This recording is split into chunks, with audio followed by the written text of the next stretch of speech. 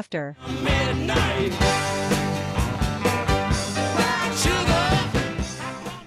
Now we're doing normal things. Yep. Clap. Ever since I've turned my Clapsody. microphone up, it does, man. It's just, Yeah, it hits. it hits. resonates through the skull. Yeah. It's annoying. Yep.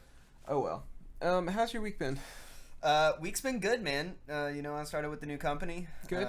Good. Been doing work stuff, whatnot. Good. Tell you what, though, best part of my week was today, and not just because it's Friday and the last day of the week, but we have two great albums come out today. Oh, did we now? Yeah, we got Zach Bryan just released an album. It's kind of like his passion project. It's nice. He says it's Different. not anything for the radio, anything like this. Just stuff that he likes, and he's phenomenal. That's the best stuff most of the time. You got the new Zach Bryan album, and then you got the new Turnpike Troubadours album that just came out. Sure. First album that they have released in 6 years. Wow. Yeah, man. I think he's been in recovery for a while. Good. Yeah, I think he already had some pre-existing stuff going on, and then the road, it'll amplify. Yeah, any demon you have, will. I have to amplify. imagine that you're essentially, not that it's like a vacation, but it's almost the same mindset. I feel like, because you're not at home, you're constantly traveling, you're just bouncing around. It's almost like real life isn't a thing. Well, but then there's an expectation on top of that too, because you perceive that you're on the road, and you perceive that from like an audience standpoint most of the time, where you go like, okay, I'm doing this thing and they all expect this out of me, and now that I'm being paid for it, I better live up to it. Yeah. Which means that if you're in a cool environment, you're basically not trapped at a ski lodge with nothing to do. You're gonna go out and party and kind of be amongst the crowd and take photos and go to VIP rooms because it's good publicity, it's good for your fans to see you out and about, but then on top of that, it's a perceived need as an entertainer in that particular vein. Especially when I was out on the road, I know that like we would go and do things just because it was like worth the optics of doing the thing. Yeah. And a lot of the time that stuff revolves around other people trying to give you a good time, but it gets exhausting because it's like, how many times can you go to SeaWorld in a week? Like the band I was out with did like a whole residency at SeaWorld, so they were literally there for like 5 days out of the week and played every single night. Yeah. At SeaWorld? Uh-huh. SeaWorld has live music. Yeah, they do. So they SeaWorld's a terrible place, I know. They must have made a lot of money off of that too. But when you do stuff like that every single day, and like your whole world is just sort of like oversaturated material nonsense, it's like, how do you not just like drink all the time? Yeah. Because you want to like escape.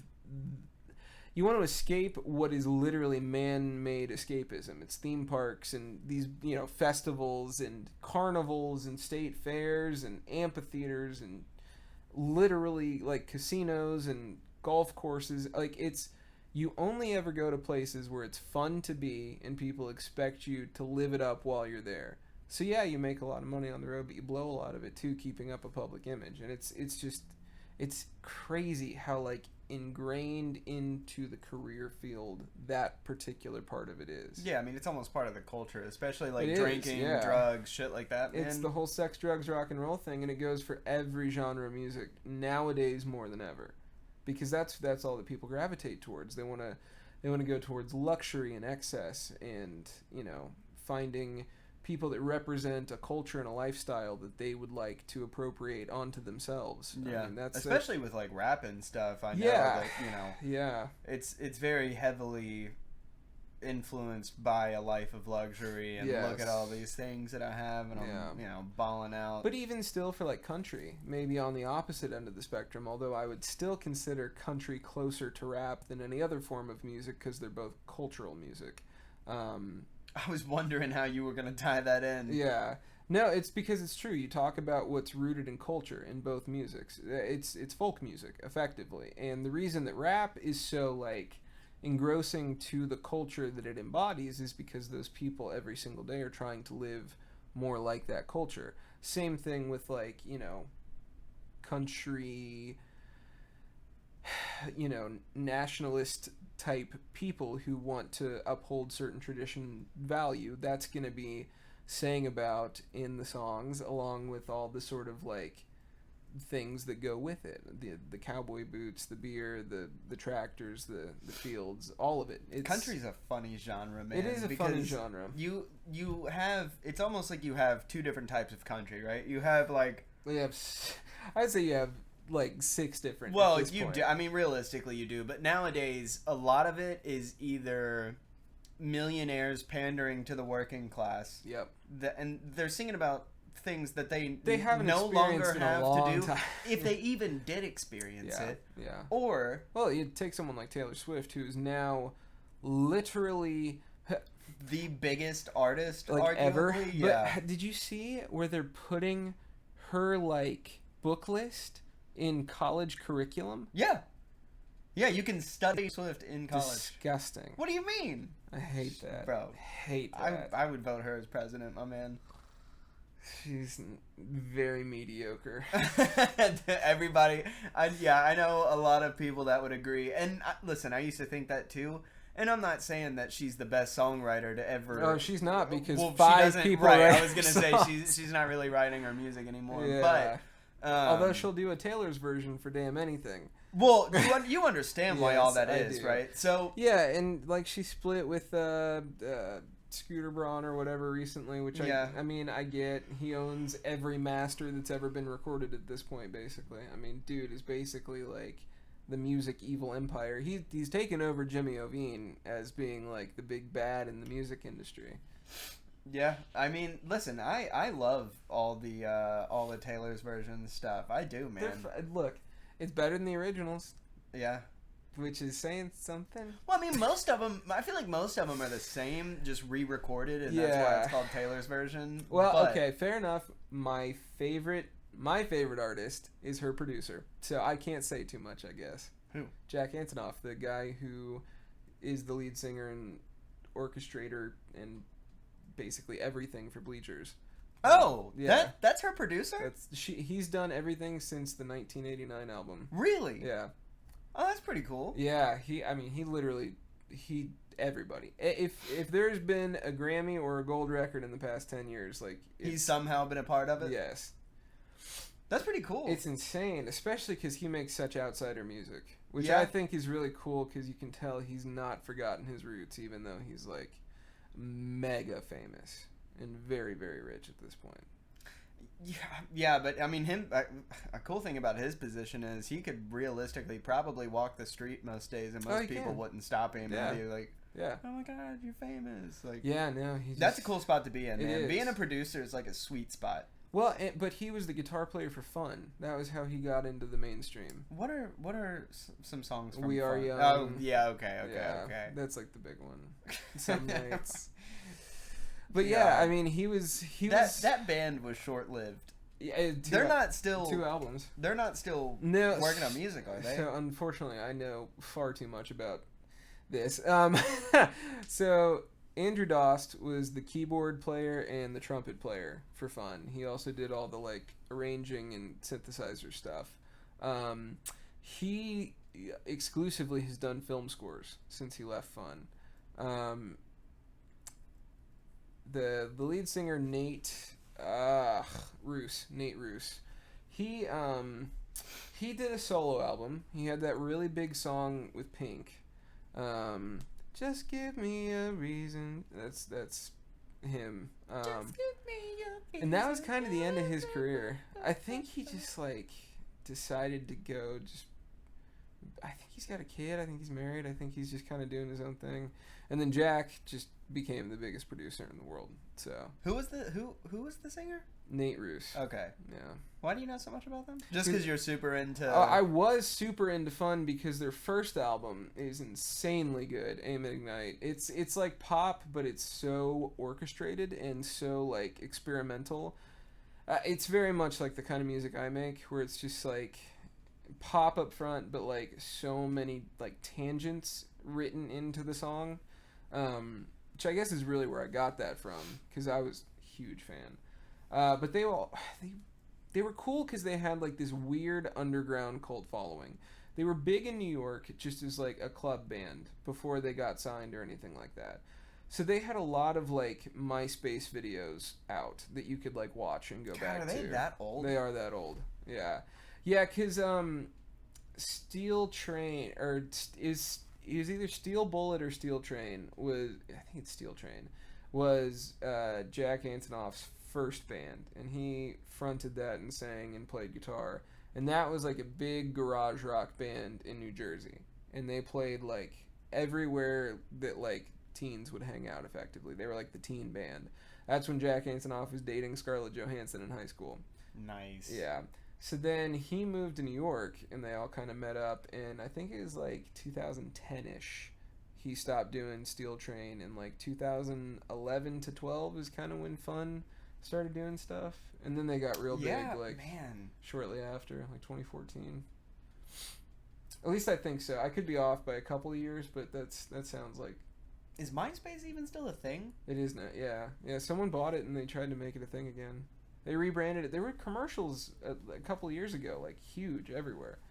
Dude, I don't remember that, work. man. Well, Tumblr did the same thing. They're trying to rebrand Yahoo completely now. Yahoo bought Tumblr. Yeah. And like completely eradicated. It made it like child safe, essentially. Which is good, because Tumblr was like the Wild West. Yeah, there was some crazy stuff on Tumblr. It was like 4chan, but with a little bit stricter rules. Yeah, well, but you could still get into some weird crap on Tumblr. Yeah, there was some weird shit on Tumblr. So you had like the super depressed side of Tumblr, which was like honestly most of it. It was really just like an emo kid paradise. Yeah, I used to have an issue with that too, because there's a lot of like glorification and depression on there. Yeah. I mean, it was like that was like your whole identity. Yes, it was You're like a Tumblr. It's just like goth aesthetic photos and like cutting pictures. Like that was like all of it. Yeah, so Tumblr was either emos or porn. Yeah, pretty much. Yeah. That was.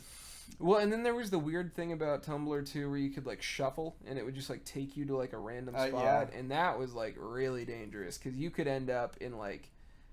You could either end up in like a message board, basically, where it's like a bunch of people like LARPing online, or you could end up in just like torture porn land. Well, so I want to say the main reason why they started doing like a mass like cleanup was there was a bunch of like CP accounts that started surfacing on there. I think that's why Reddit had to do the same thing, because I remember like back in Reddit's got some Reddit's still twisted pretty bad stuff on there too.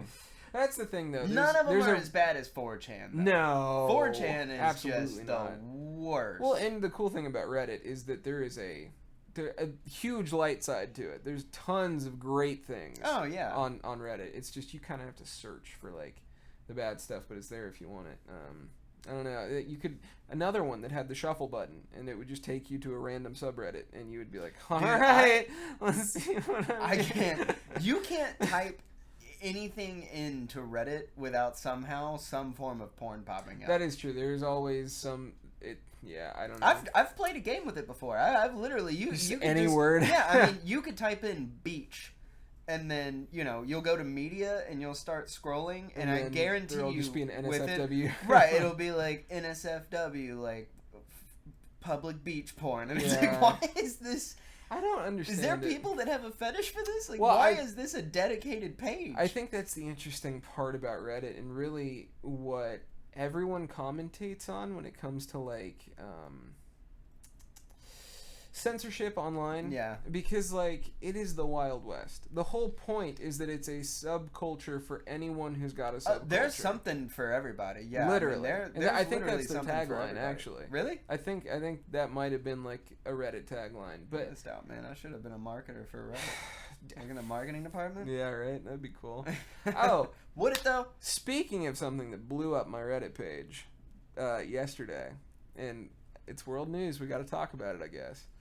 But this is gonna be new to me. The Trump mugshot is everywhere. Oh yeah, I mean that's everywhere. Yeah, I mean he's already a meme. That's on. No, I know. It's just funny. Like there's merch for it. It's a day later. I saw. Oh yeah, I saw like a tote bag with the mugshot. I saw someone and it was like, I don't even understand why people are making a big deal about Donald Trump getting arrested. He's not even the second cast member, or he's not even the first cast member of Home Alone 2 that's been arrested, and it was Macaulay Culkin's. Yeah. Oh, I did see that meme. That was a funny one. Yeah, I mean, it's true though. Like he Dude, politics nowadays is just all it is memes. That's it. It's just memes. That's it. I think people have given up.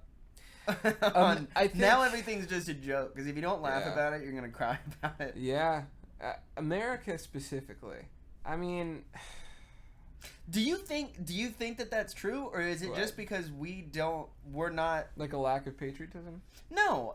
I mean, because okay, so like you just said, most of the political memes are about America, but maybe we only think that because we live in America, and that's the main media we consume. I didn't mean that most of the memes that are political are targeted towards America. I meant that ever since like Bush, America specifically has not valued their leadership very much. I can't believe that there was a time in the world where memes weren't a thing. I know. Like, could you imagine the memes that would have been surfacing for George Bush did he has them now. But if Instagram was a thing back then when Bill Clinton was president. Oh, dude. Could you imagine? Well, there were political cartoons. I mean, you had stuff like the New Yorker that would, you did. Stuff. But it's nowhere near as creative as... Well, it's interesting because I think that memes in the way that we have them nowadays really do come from that sort of early Americana, like, political satire that surfaced sort of like in the 1910s, 1920s with the whole, like, newspaper revolution. That's really where all that comes from. I mean, the term meme, it means to, like, spread quickly. And, I mean, that's been a term for a long time. You ever heard somebody say meme instead of meme? Yeah, it's the same people who say GIF. Oh, God, I was just about to ask you if it's GIF or GIF.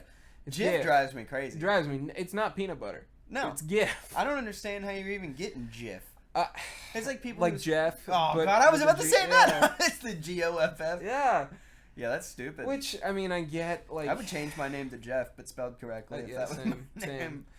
Jeffrey, that's what it's short for. What? Geoff? Yeah, well, just... Geoff? Yes. Geoffrey. Geoff?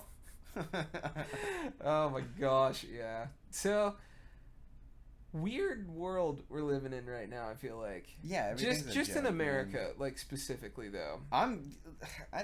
Well, because look at the rest of the world. The only thing crazy that's really happening is, like, Russia, Ukraine. But even still, that feels like...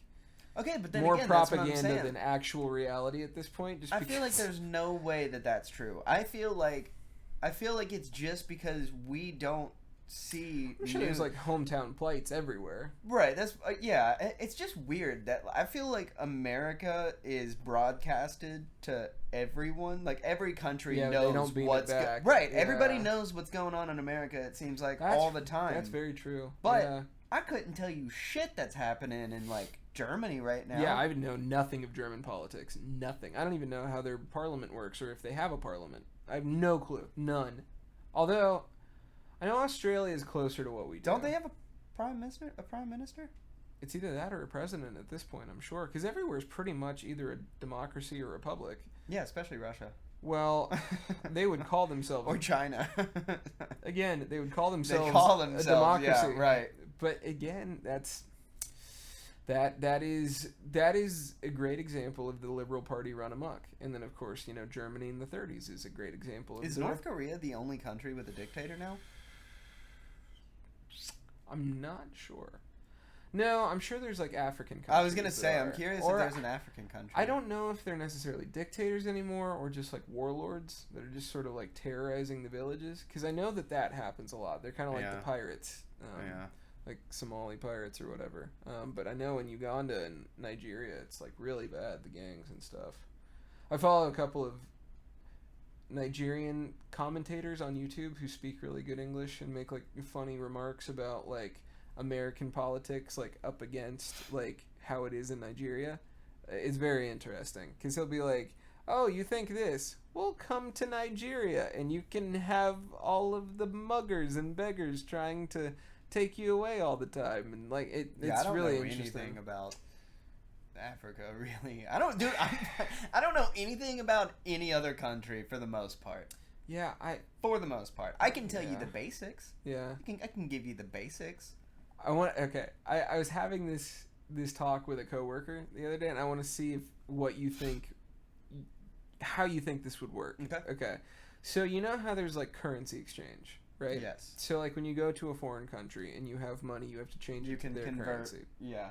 So if your dollar is worth more in another country, Mm-hmm. and you take your American dollars there and you convert them into their money, when you come back to the United States, because of their inflation, do you come back with more money than you started with, or do you come back with the same amount?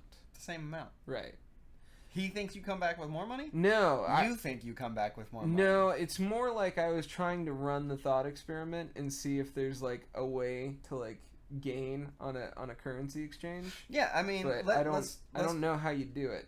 Let's just say one American dollar. Let's say Depending one on where American you dollar. Oh gosh.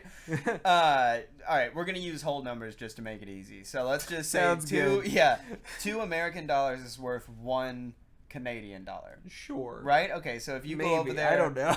Well, no, I mean, so if you go to Canada, Is it a loony or a toonie? It's a toonie. So if you go over to Canada with $10 and you get it converted, now you're given $5. But if I come back to America and give them $5 Canadian, they'll give me $10 American back. Right. Okay. Yeah, the country, you're not getting robbed. You're not like they're not just like, all right, Anthony, dude. Could you imagine? Like they're gonna tax you on your. Well, that wouldn't surprise me. No, I'm sure that there's got to be a fee to transfer. Involved. Yeah, there's got to be a fee. Yeah, dude. Could you imagine if there was a real life money glitch where I could just, can I convert this to pesos? And they're like, okay, here's 2 million pesos. All right, and I'm now like, give it back. all right, now give it back. And they're like, son of a bitch. Yeah. Fuck, he got us, Well, man. see, Like, that would be awesome. That was what I was thinking, because like I've heard about like currency exchanges and like people making money on it, and I'm like, how do you do that?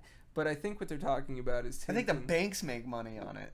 That probably, but I think specifically what I was listening to was people talking about exchanging money onto the stock market and trading in a foreign stock market, because then you're trading in their money and they pay out whatever their money is, and then you convert that back to American. So you can go in and bid higher for less, if that makes sense. Because your American dollar would go further compared to like how much their stock would exchange for normally anyway, because they would almost certainly be lower valued. So if it went up, you would go up and then receive it back with more, maybe. I don't know.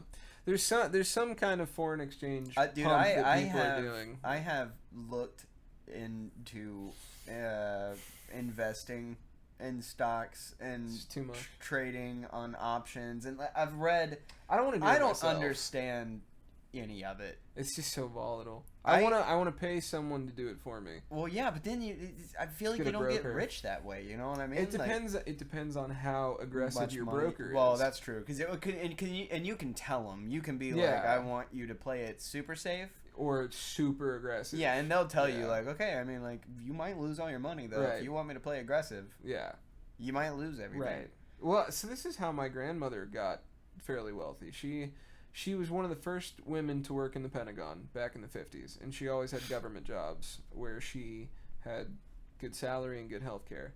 And she just would take all the savings that she had and she would give it to a broker who would put it into a mutual fund. So a mutual fund is a good way to go about a portfolio, because on one side you have really stable stocks, and then you have like a quarter or a percentage of your money invested in really volatile stocks that could go up or down at any time. So you basically have this like money market of like, here's like $100,000, okay? But at any given point in time, that could be fluctuating between the $100,000 you started out with, because you have stable stocks like Fox and Disney and Time Warner and all that stuff. Apple. Right, and then on the other side of the spectrum, you have like penny stocks, pharmaceutical companies that'll and whatnot. shoot through the roof for one day, and then he'll call you and say pull out, and then you have an extra like 16 grand out of that one transaction. I'm gonna save up $100,000, right? I'm gonna go to Vegas and I'm gonna put it all on black. All on black. I'm gonna just, we're gonna see what happens. Not good things. Not good things. I don't or know, man. you come back with $1 million. I think that's the only two ways that could play out. Who knows? That's a total 50-50 crapshoot, though. Yeah. It's 50-50 for sure. It sounds fun, but not $100,000. Well, if you had it to sure, to throw yeah. around. I mean, like if I won the Mega Millions or so, if I hit a ticket for $30 million, I wouldn't think twice about it. I would do it twice for fun. I'm thinking about betting on the next Jake Paul fight. On Jake Paul? They're not knocking people out. They're not gonna let him lose. Dude, that fight knocking people out was embarrassing. We talked about this so last bad. week, didn't we? Did we end up talking? Did we talk about it pre-show? I think we were just talking about Jake Paul at a certain point. Dude, no, that was 2 weeks ago. We were talking about Jake Paul. Remember? No. Sorry. It was actually when we had JDW on. Yeah, because we were talking about if I could beat up Jake Paul, which is not possible. Yeah. Logan Paul. But I can beat up Tom Cruise. We're not even I can beat up Tom Cruise. We're not getting into it, but I can respect the fact that Nate Diaz pretty much came out and said directly, like, dude, it was an easy money grab. Yeah. Like, I'm not a boxer. Why would I care about this? This fight doesn't mean anything to me. And Nate Diaz has proven himself time and time again in the octagon. So.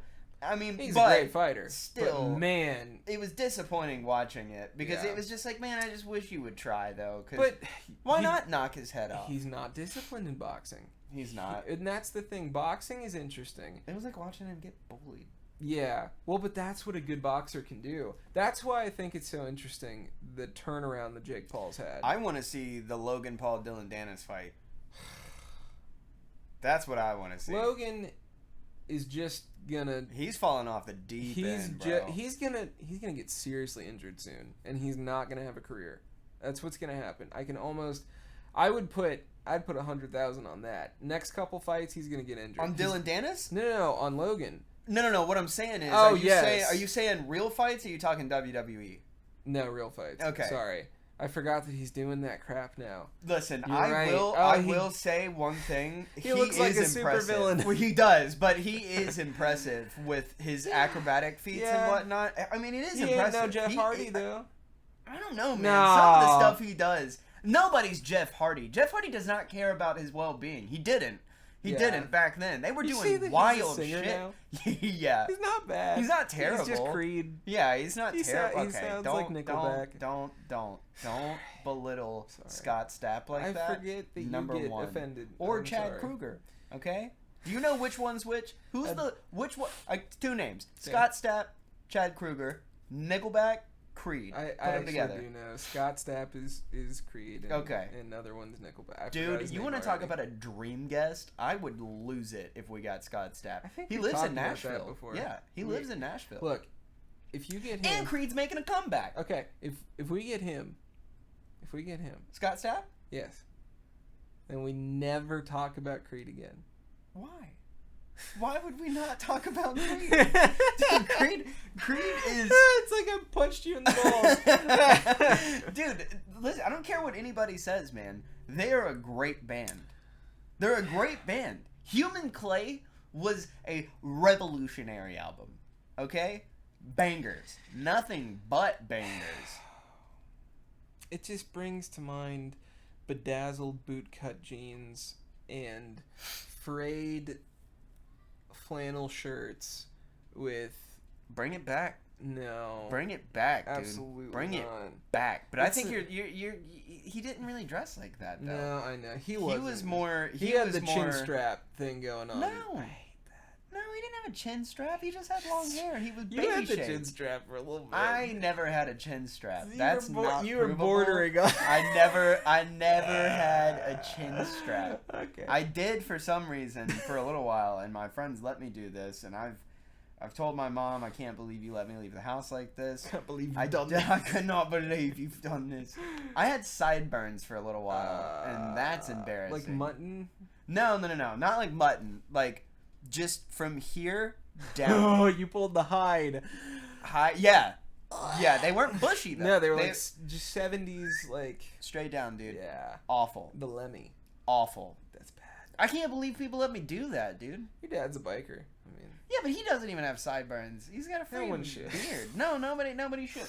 I bet you I could find a picture real quick. By the way, where does your dad get his jeans? Because I've always wanted to... Buckle.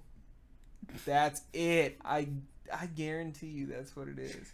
Yeah. I have always wanted to find what... There's a certain cut of jeans that, like, bikers, 2000s worship leaders, and youth pastors all seem to find somehow. They're like these perfect straight, slim cut, but also boot cut somehow at the same time jeans that just make your bulge look like massive. You looking at my dad's bulge? No, well, I mean, you can't help it sometimes with the... Do you know what I'm talking about? It's like a very specific, like, dad Even if I did know what you were talking about at this point, I'm just going to let it ride that you, for some reason, been crotch watching my dad, dude. You know exactly what I'm talking about, though. It's because I want to find jeans that fit me like that. You want jeans that make your dick look bigger? No, dude, everybody wants that. It's I don't know. It's almost like is a parody at this point because it's such a dad look. You know what I mean? Is. Like you got to have that with like some white New Balances and like an Under Armour t-shirt. No, man. And then like you tuck just your thumbs dude. into your pocket and you just stand around going, "All right, all right." It's what Dale or not? Is it Dale from King of the Hill? Yeah, yeah. It's what he would have worn. I want to find him. Oh my god, you know what I'm going to wear? I'm going to wear those with a wife beater and a cowboy hat and a belt with a giant buckle on it. And I'm going to go to Whiskey Dick's like that one night and I'm going to fit in so well. Oh man, Vine's been completely erased, hasn't it? Yes, it has. Were you looking for Vine? Yeah, so there's a video on Vine.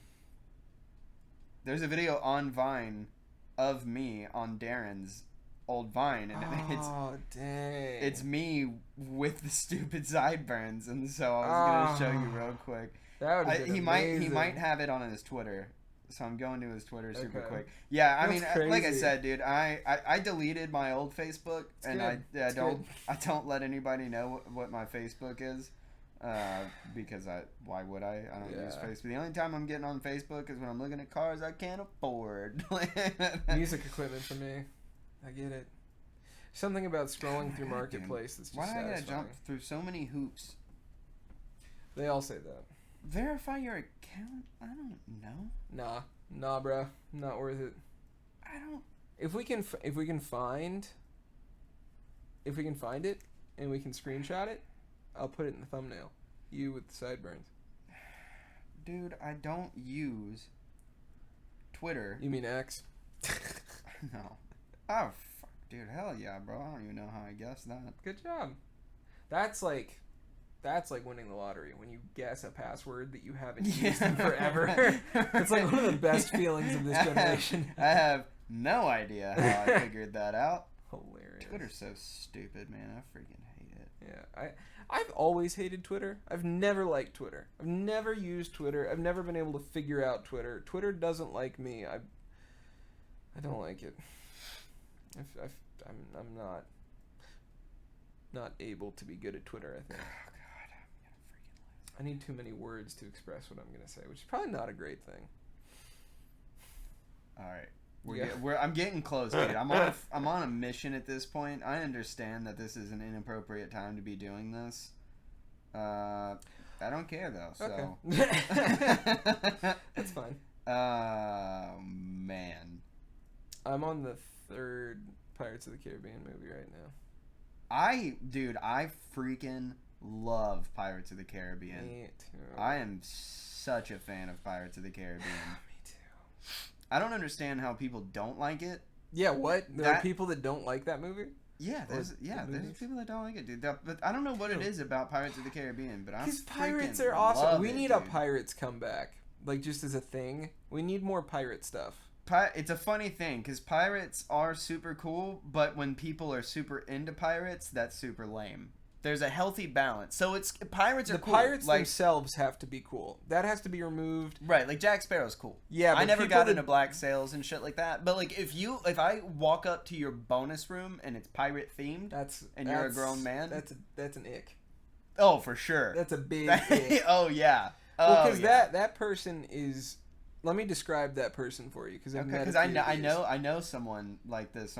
Go for it. 45 minimum. Okay. Bald with a goatee or a long beard, wears tucked in cotton t-shirts to jeans, has a beer belly, only drinks light beer, thinks that they could ride a motorcycle but has never owned one, has movie memorabilia that is way more expensive than anyone living in a suburban house should own, and for some reason has like a ridiculous size movie collection, even though he only watches streaming services because it's all easier. DVDs. Yeah.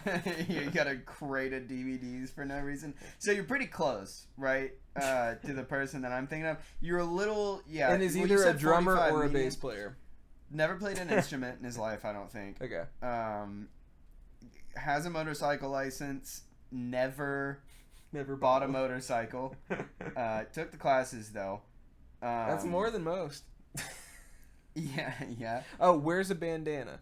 Does not wear a bandana. Okay. It's not my dad. No, I wasn't saying your dad. Well, my dad owns motorcycles. Not fat, so I guess I wouldn't and count. Can ride a motorcycle. Yeah, definitely. He does have a bit of a beer belly. What was the other thing that you said? You said one more that was... just owns a ton of DVDs. Yeah, I think he does still own a ton of DVDs. Yeah, you were close. I don't want to call him. Oh, movie props. Just has a ton of movie props and lives in a suburban house. Oh, yeah. See, no movie props. Okay. No movie props. But has a man cave in a suburban home. Yeah, definitely. Which is wrong. Why is it wrong? To have a man cave, bro? I don't like the name of it. Yeah. I don't. Man cave sounds lame. You shouldn't be able to have a man cave until you can afford to put an addition onto your house to have that man cave. Okay, all right, yeah. So it's not.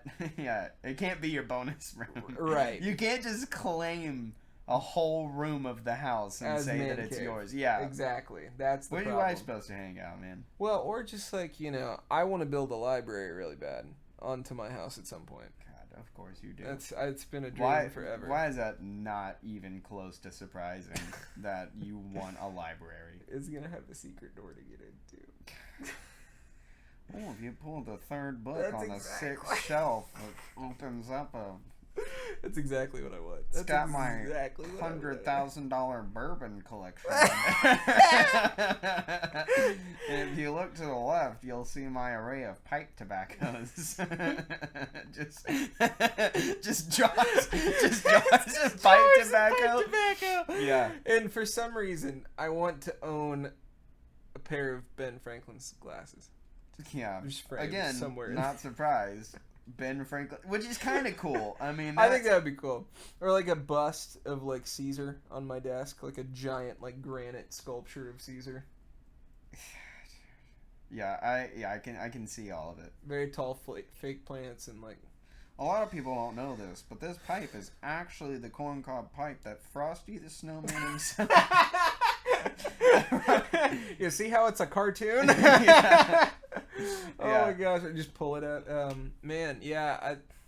That would be sick, man. Have to have a fireplace in there and a bear rug, like with the head. Bear rug and everything. Are you gonna own a monocle? No, but I do want a wingback chair to sit in, like a giant leather wingback chair, and I will have a smoking jacket and slippers. And I'll probably switch to drinking By sherry. Smoking jacket, are you talking about a robe or... No, like an actual smoking jacket. It's So you're smoking inside in this fantasy. Oh, yeah. How does Poem feel about that? Oh, she's fine with it. I've already talked to her about it. Oh, it's bad for the books, but...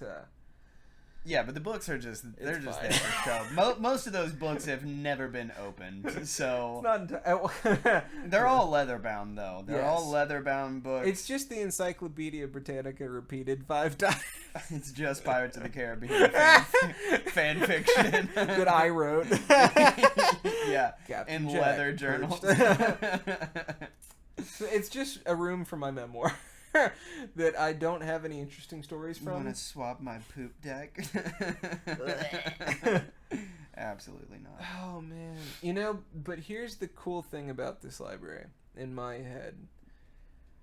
What I want it to effectively be is a workshop too. Like I want it to be a library, yes, but I also just kind of want to be like Sherlock Holmes in there with like beakers. Like I don't know what I'm doing, but I'll find a chemistry book at Goodwill someday and go to town. Beakers, dude. You know what I mean? Just Just like meth in there. I don't know, something. I don't know. The possibilities are truly endless. I mean, if I'm like old and retired and I have a library, I'm gonna cook up anything I want to in there. Well, I just scrolled through his entire media history on Twitter, Nothing. and guess what? Waste of my time. I'm sorry. Good walk down memory You know lane. what? I don't feel that bad about evidence of me having sideburns not existing. I think it's probably for the best. Yeah. That's There's plenty of embarrassing stuff out there about me. We'll have to do an episode on that. At some No, I point. don't think we will. All right. I don't think we will. It's a thought. Oh, it was a thought. It's a bad thought. A fleeting thought. Yeah. Because it's not happening. So, real quick before we end, let's talk about something that we're going to start doing here soon. On Just After Midnight. This is something that I know about. Yeah. Or you and me are gonna do an EP for you.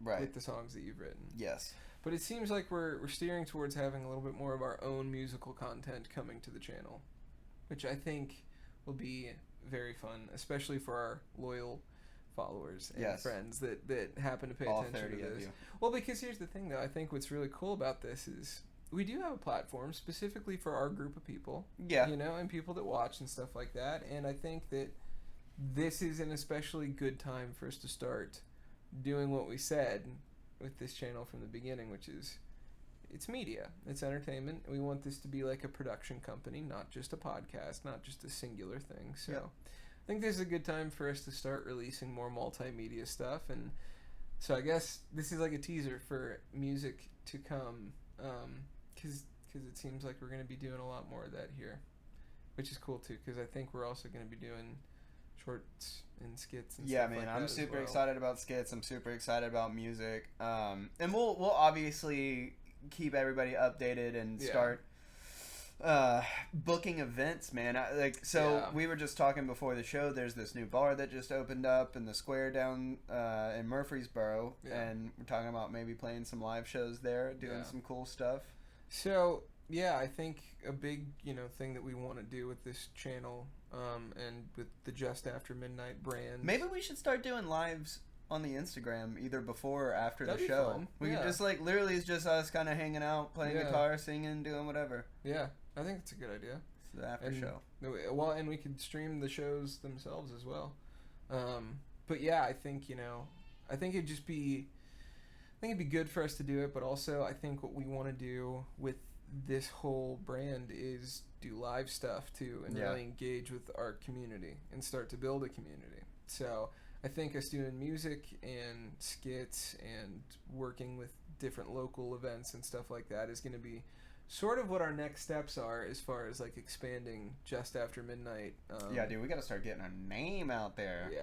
Yeah. But again, we want to be in the community. Yeah, and I absolutely. think that's really the first and foremost thing.